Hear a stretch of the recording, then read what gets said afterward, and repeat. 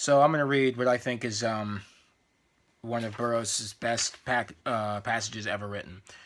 And yeah, well, let's see. Let's start. The liberal principles embodied in the French and American revolutions and later in the liberal revolutions of 1848 had already been codified and put into practice by pirate communes 100 years earlier. Here is a quote from Under the Black Flag by Don C. Seitz. Captain Mission was one of the forebears of the French Revolution. He was 100 years in advance of his time, for his career was based upon an initial desire to better adjust the affairs of mankind, which ended, as is quite usual, in the more liberal adjustment of his own fortunes.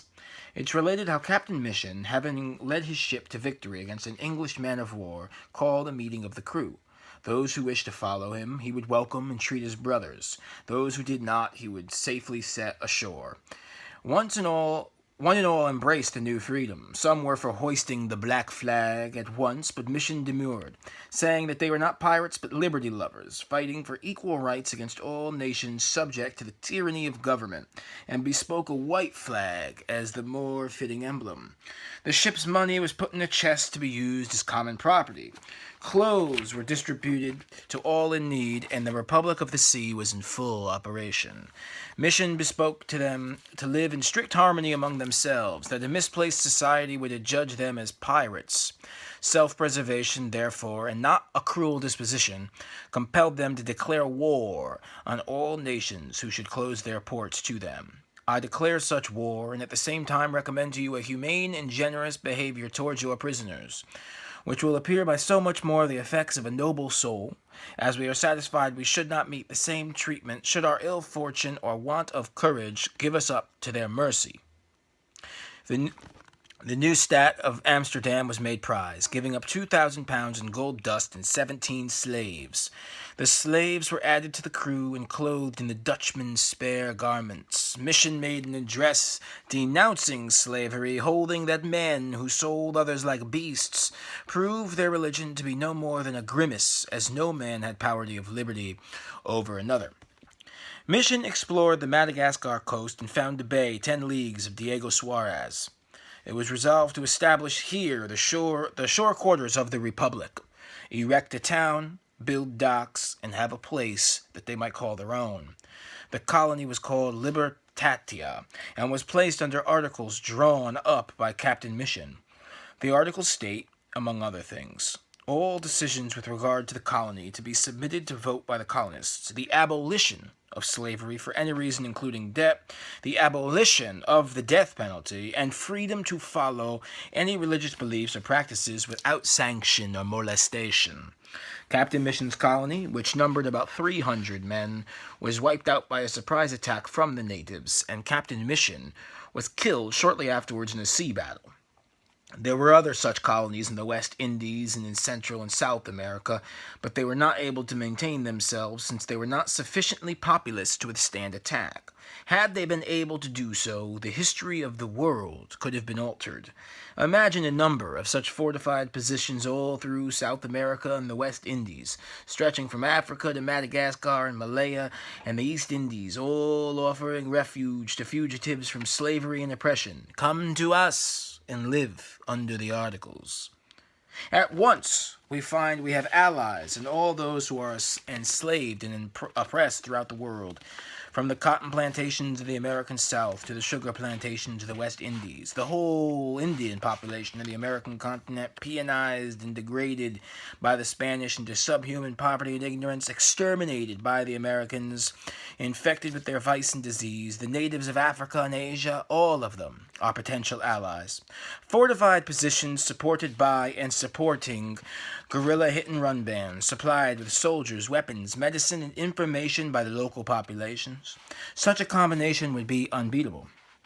If the whole American army couldn't beat the Viet Cong at a time when fortified positions were rendered obsolete by artillery and airstrikes, certainly the armies of Europe, operating in unfamiliar territory and susceptible to all the disabling diseases of tropical countries, could not have beaten guerrilla tactics plus fortified positions. Consider the difficulties which such an invading army would face. Continual harassment from the guerrillas. A totally hostile population, always ready with poison, misdirections, snakes and spiders in the general's bed, armadillos carrying the deadly earth-eating disease rooting under their barracks and adopted as mascots by the regiment as dysentery and malaria take their toll. The sieges could not but present a series of military disasters. There's no stopping the articulated. The white man is retroactively relieved of his burden.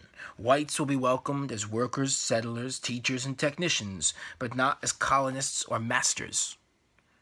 No man may violate the articles.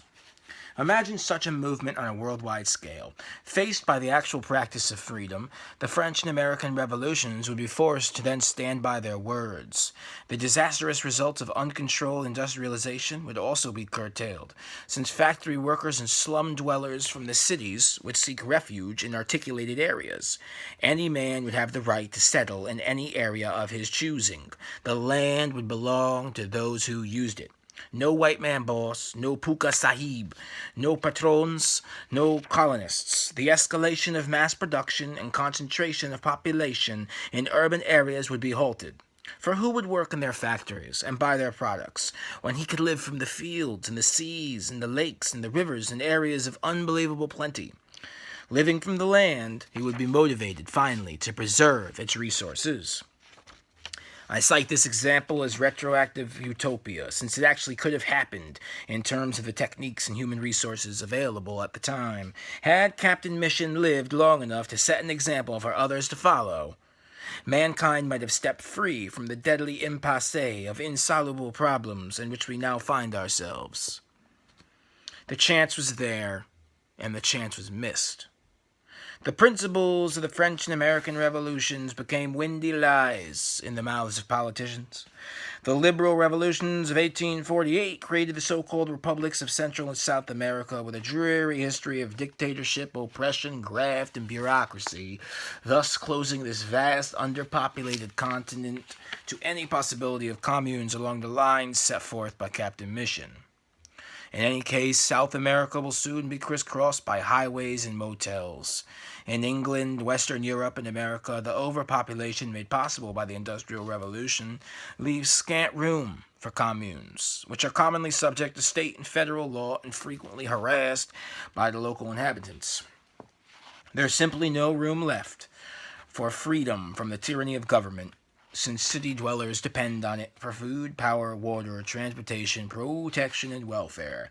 Your right to live where you want, with companions of your choosing, under laws to which you agree, died in the 18th century with Captain Mission.